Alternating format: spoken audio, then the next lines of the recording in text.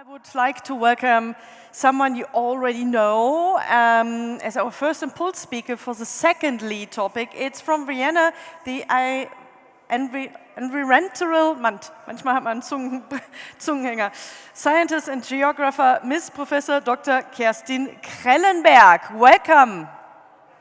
The stage is all yours, Professor Krellenberg.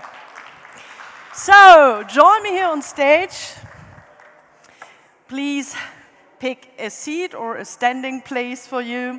Further on, I would like to introduce to you from Hamburg, Dr. Joachim Thiel. Very warm welcome. May I introduce you to the audience, Senior Lecturer and Postdoctoral Research in Urban and Regional Economics at the Hafen City University of Hamburg. From Helsinki, Miss Dr. Tuija Hirvikoski. Hello and welcome. Currently Director for Research, Development and Innovation at Laurea University of Applied Sciences, Finland. She's also the founding Vice President of Laurea. Very warm welcome. And ladies and gentlemen, I still hear someone talking.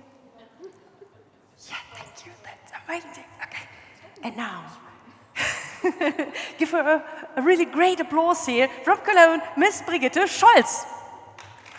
That's your applause. That's the spirit we like. Brigitte Schultz has directed the Office for Urban Development and Statistics of the City of Cologne since 2017. Thank you very much for joining us here at the conference. And before we pick up the questions of the audience here, thank you so much. I mean, really thrilling, really interesting questions we received from your side. Let's start with a quick round. I want to invite all of you just to complete the following sentences. When I think of the city of the future, I have the image in my mind. How does the sentence continue? This is your microphone, yeah. That it's 90% the same as today. Something to debate about. Thank you very much. Ms. Krellenberg. That is like the children envisaged last year when I were talking about this at the Kinder University in Vienna, and they said it would be green, free of cars, and free of waste. What do you think? It will be citizens' city.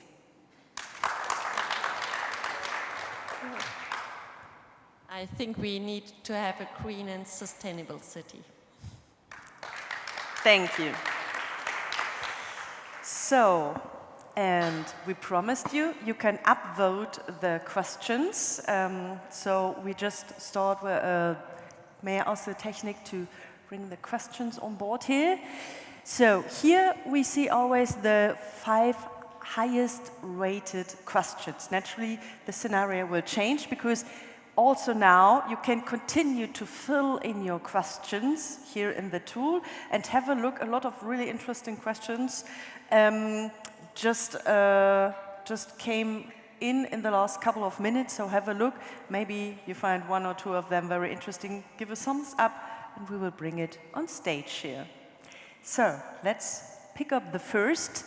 How must the cooperation between local government, science and industry be organized in order for joint transformation processes to succeed?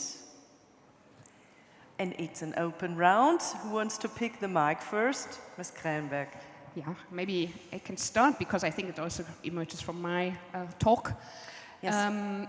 Well, first of all, I think it needs to be fair. And I mean fair in a sense that it's not organized by the politicians, or it's not organized by science only.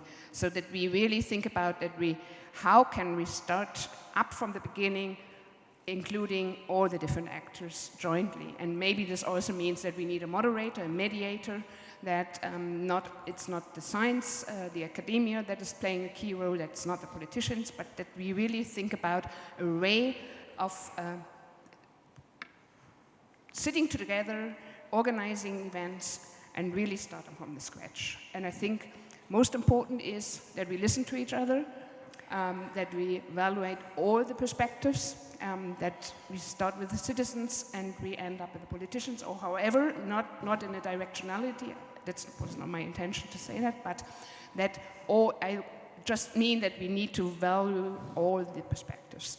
And the questions and the problems need to be formulated together. I think this is the main aspect. And then important that this does not end at this point, that we really start into a discussion, that we start to develop joint interventions, that we think of how can we implement something jointly, and then we feedback, and then the information goes back on one hand side into academia, formulates new research questions, but on the other hand side, that we need a change happening in practice. So this would be a way, but it's not an easy task. Yeah. Thank you very much for setting a line here. Please. I think it's important that the process of mutual learning, in which all three of the players nevertheless keep the responsibility for their expertise that they have. So it's not, the scientist can't become politician, and the scientist can't become entrepreneur. And I'm still very much fascinated, inspired by Jérôme Monnet's talk. The important thing is also that all three members of this triple helix constellation, yes, look also into what goes on in the city, so that the common thread or the common theme that they should have is that they observe what's going on in the city, and that they don't see themselves as experts, as professionals, as the only players who produce a future city, and that they are able to realize what's going on in the everyday life of people and how they, on a daily basis, produce and reproduce the cities and change the cities. Ms. Hirvikoski, you wanted to add something. I think I'm here because I come from the northern and the cold country. So my city is Helsinki, the capital of Finland. And we always add one more element. This is not enough for us. Guess what is the fourth one? You make us curious now. Tell us. Citizens, people, residents. Because if it's triple helix, we are creating something for the citizens. And when we are speaking about sustainable transformation or market creation, it doesn't work anymore. People need to be empowered, engaged. They need to take the ownership of the transformation. And they will provide a lot of valuable information for us scientists about what kind of research topics we should tackle. They will provide a lot of hints for the policymakers about what should be done. And they are, of course, the key drivers of industries, because everybody understands that supply side of industry is not enough. We need to understand also the demand side. So we have been applying this type of policy and approach, and we have created a very nice collaborative environment between universities, research institutions, cities, companies, SMEs, and the citizens. Yeah. And we call it either the living labs, or sometimes it can be test beds, but then it's more using the citizens as asking their feedback. But in the citizen-driven co-creation process, all these four elements will be involved to the co-design process in various phases of the research and innovation process. So that is what made Helsinki relatively successful. Thank you very much. You first, Ms. Schultz. Yes. 5 years ago, I was also working as a scientist, and since 5 years, I'm in the administration of the city of Cologne. And I think what we can do in administration, we can organize processes, and we have a long run. So we are thinking 5, 10, 15, 20 years But we need the innovation coming from the industry, coming from the science, the new innovative ideas coming from the citizens, from the civil society. And we have to shape the processes, we have to invite them to get these ideas proved and to prove how we can get it started and how we can organize this transformation. You wanted to add something? Yeah, I just wanted to not to be misunderstood because it was exactly what I meant. So I included civil society, and for me, civil society is citizens and other NGOs in a broader term.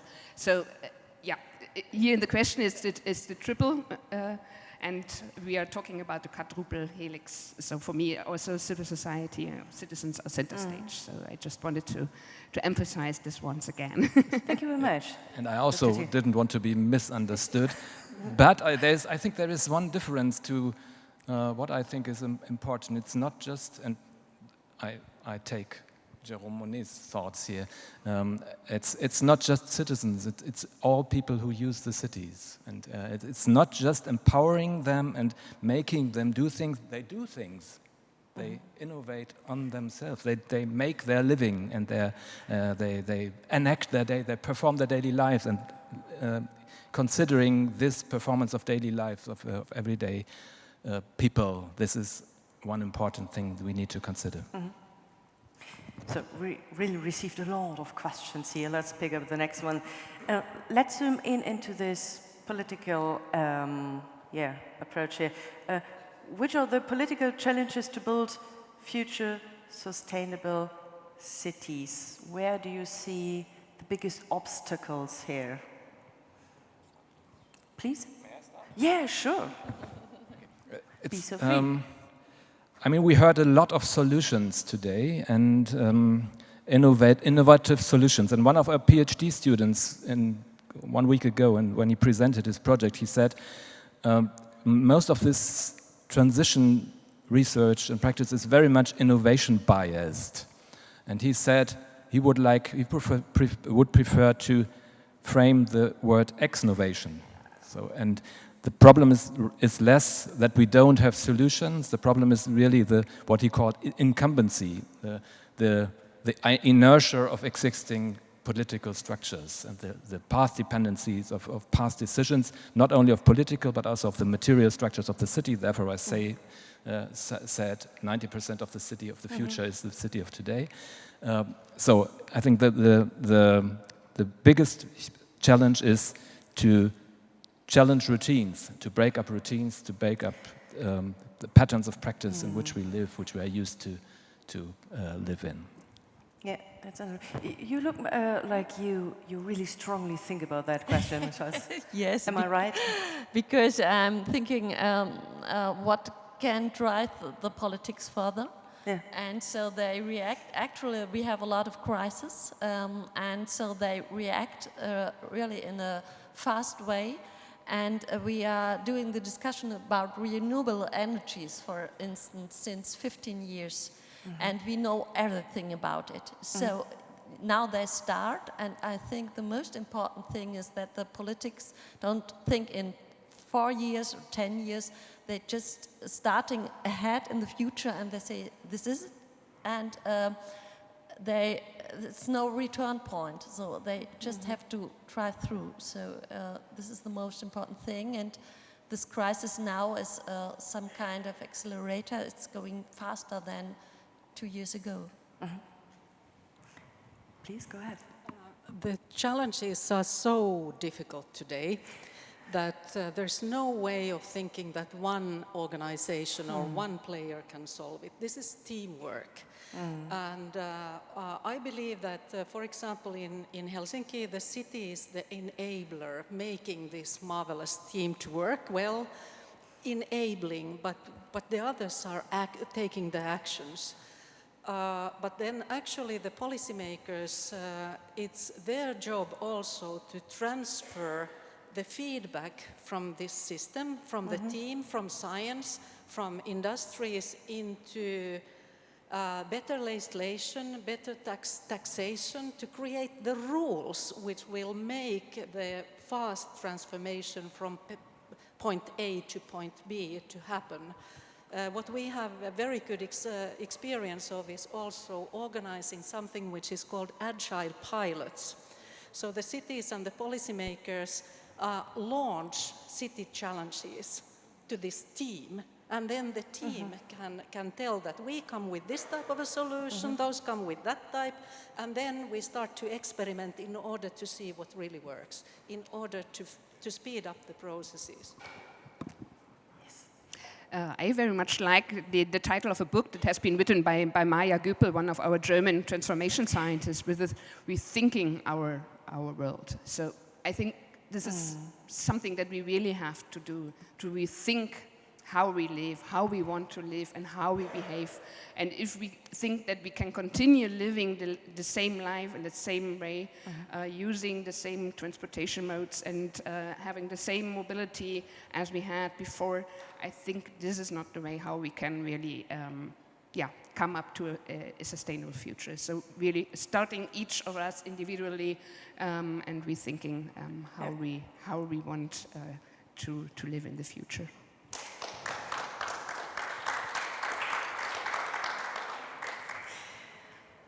I want to bring two questions together here, because both questions regarding the topic of vehicles, future of vehicles.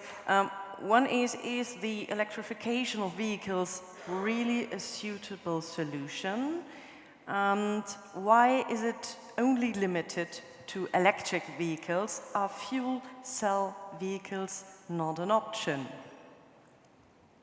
It's question 2 and 3 here. Anyone? Or do you say it's not really a home run to give an answer here? Please go ahead.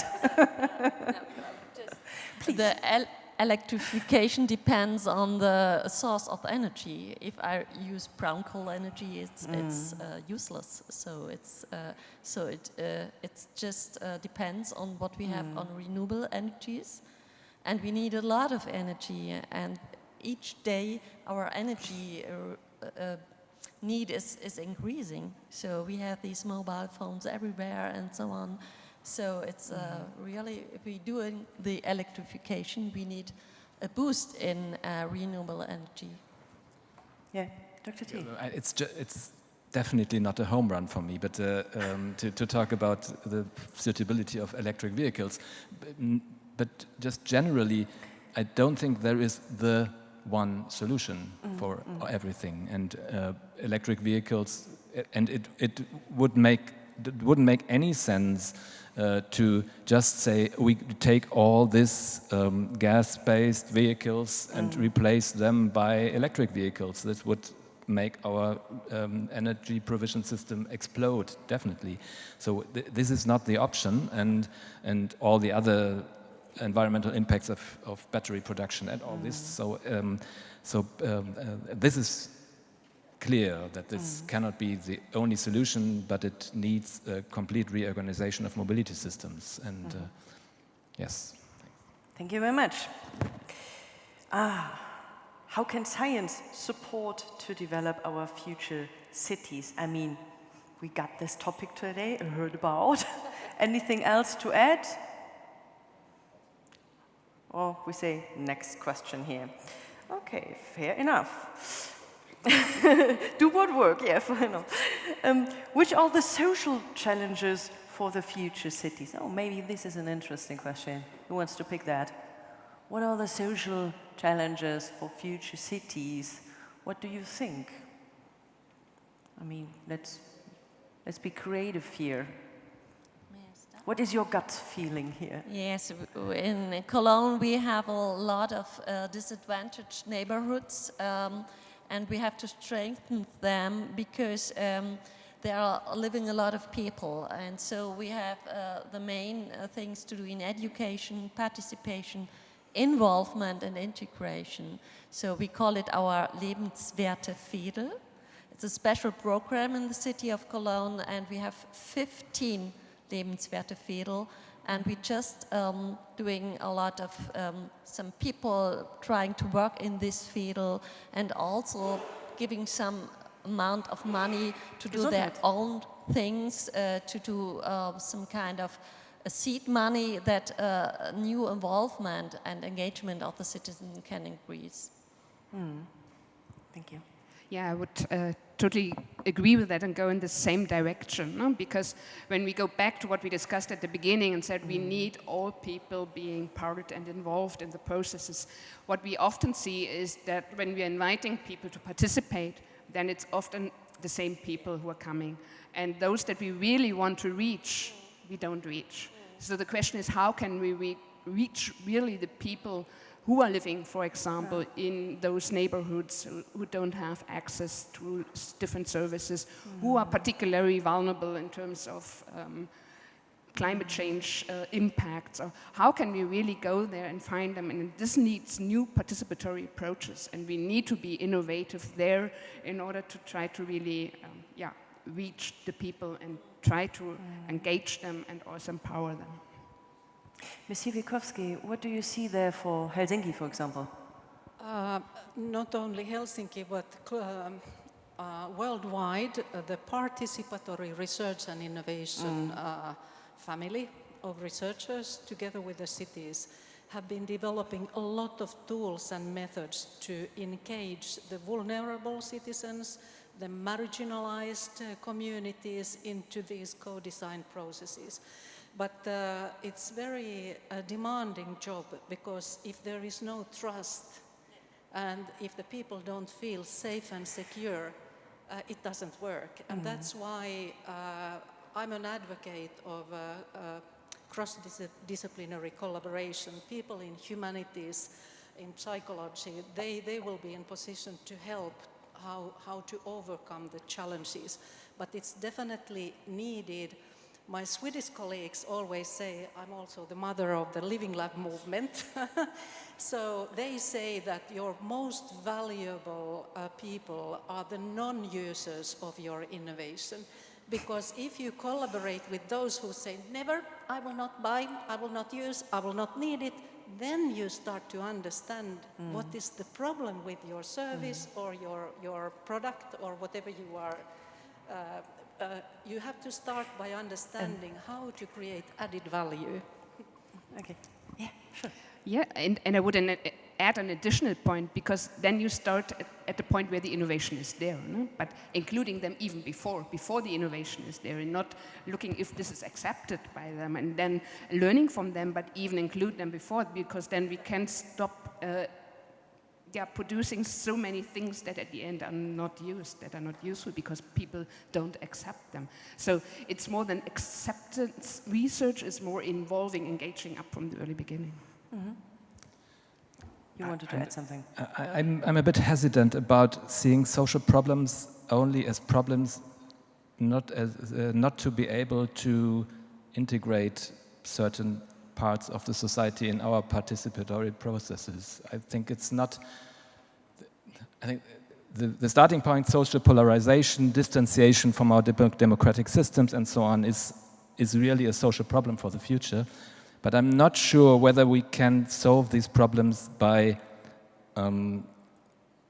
motivating people to participate in the planning processes that we offer them. So I don't have a solution, but my feeling is that this is a bit too paternalistic approach to that we know that they have to be included and everything is fine. So I'm not sure whether this is this is the way we should really follow. But it's more a gut feeling than a really thought argument. It's my turn to say that, don't misunderstand me. There is no one size fit all. Yeah. We need to understand what is the nature of the challenge, what is the phase of the research and innovation. So into certain phases we involve the citizens, but we are not married dealing with each other all the time. So yeah, you are right. Okay. Let's pick up the next question here, because 9 thumbs up for the question, bicycles. Bicycles will not work in tropics and mountains. What to do there? Okay, it's quite, quite a special question, but any ideas? Someone who wants to pick, or should we continue? I was in Singapore 3 years ago and I saw bicycles, so. Okay. So let's pick the next one. How can we better involve the younger generations to creatively participate in decisions processes about city developments? Yeah, how address especially the younger generations? Do you bring us any solutions from Helsinki?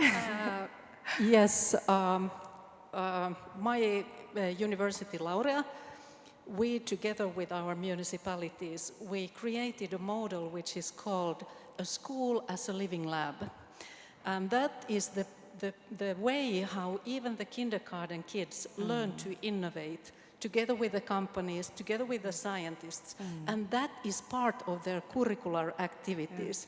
So again, it works to a certain extent, and don't exaggerate, don't do it all the time, but provide them the opportunity to feel empowered. Wow, I could find out something interesting, and the grown-ups are using my solution, or they at least listen, pretend to listen. Okay. Yeah, Yeah? I also agree with that, and I also started to include more transdisciplinary research and teaching, because I think it's key that at the early beginning the students start to interact and that they understand that they have a voice and they can already express their knowledge, and it's important that they understand how to communicate with other actors.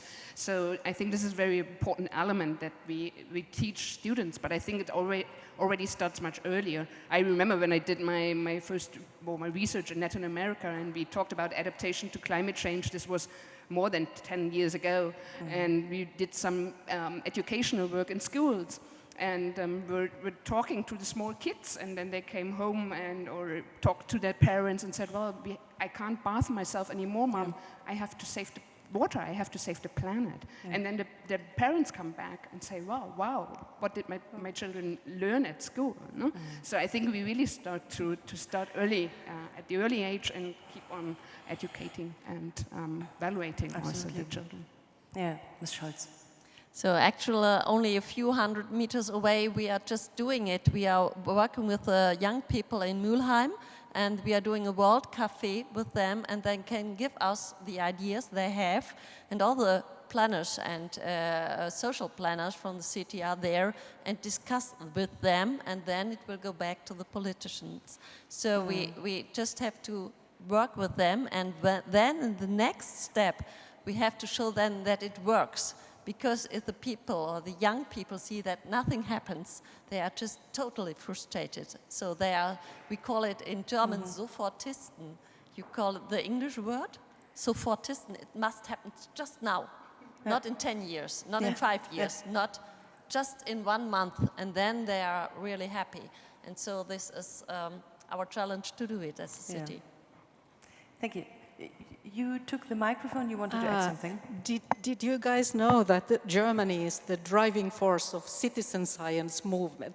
We are copying the model you are running in order to understand how to involve. It can be younger citizens, but it can be the senior citizens as well.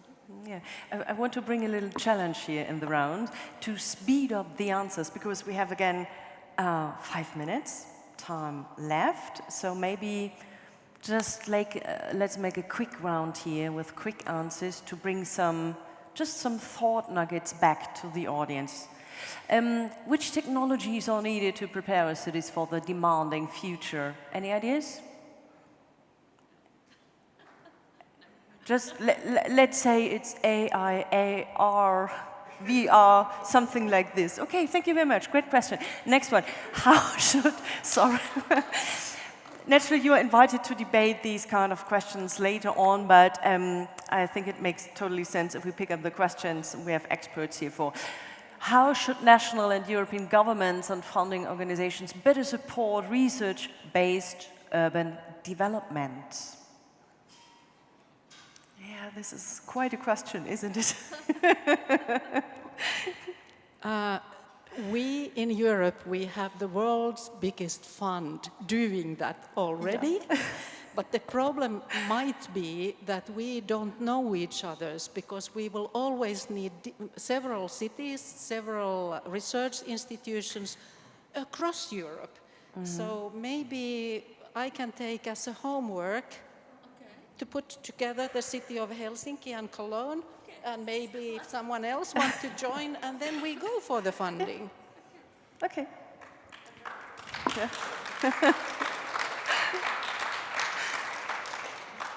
I would argue also for a longer-term perspective, because when we're talking about working together, building trust among the different actors that are involved in such projects, I would say longer-term perspective, longer than 3 years, would also be in many times very supportive in order to use this trust and to really start a process and to start also implementing something that is often something that can't be done in a short time.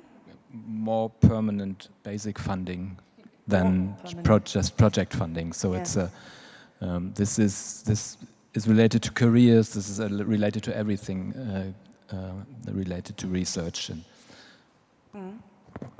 Okay, so the last 2 minutes, I would say, I would like to make you a gift. It's Christmas time. Pick a question at your choice.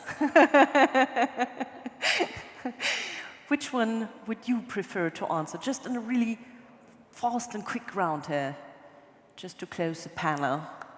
Anything? Any question you would prefer here, please? I just read the last one, so I will take that one without knowing. Bicycles? Yeah? Yeah. So, elderly and disabled, how to include them? Yes. Again, it's based on trust. They are a vulnerable group of people, so we need some non-governmental or civic society organizations representing them who created the trust so that we can address them. And that is how we will, as researchers, we will understand what the real challenges are and don't do it directly. Use organizations representing them in order to check that everything goes well. Thank you. Ms. Schultz. I would like to choose the first question: how can scientific ideas be turned into real projects and cooperation with municipalities succeed? So I think we need small laboratories to check these ideas and to prove them together. But we really need these laboratories outside the normal work. And so this might be a cooperation with our universities here in the city of Cologne. We have this nice cooperation with our Wissenschaftsrunde. And maybe we can transform it into real laboratories, for instance, for this wonderful project called Neuer Hauptbahnhof by Paul Böhm. And we can continue with these ideas and projects. So, the whole world is listening to you. What is your final thought to share? I take the second question from below. So, which are the so far unsolved problems? And only the second half of this second question. There are so many unsolved problems. But the thing is, the strategies are less to deliver solutions. I think there are lots of solutions, but to, as Jan Gehl said, to change the mindset. This is the first thing, and then to mobilize things. So what he managed to do in Copenhagen was not just to change the mindset, but also to mobilize an evolution of change. So to mobilize a trajectory of change. Now his student is the chief planner of Copenhagen. So he was able to mobilize networks that were able to carry ideas into the future. Ms. Krellenberg. Well, looking at the question, what are key leading challenges, no, in your view? There are so many challenges, and I think that we really need to understand how to better work together, also from science point of view, how to try to join forces to tackle the real roots of the challenges, the problems that we have, and how to do the research that is needed in order to bring all the different actors together. So I think this is the only way that we can really come up to the solutions and addressing the challenges. Okay.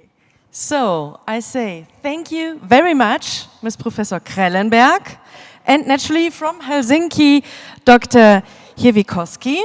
Thank you very much. From the town of Cologne, Mrs. Scholz, and thank you very much also naturally, Dr. Thiel. Thank you.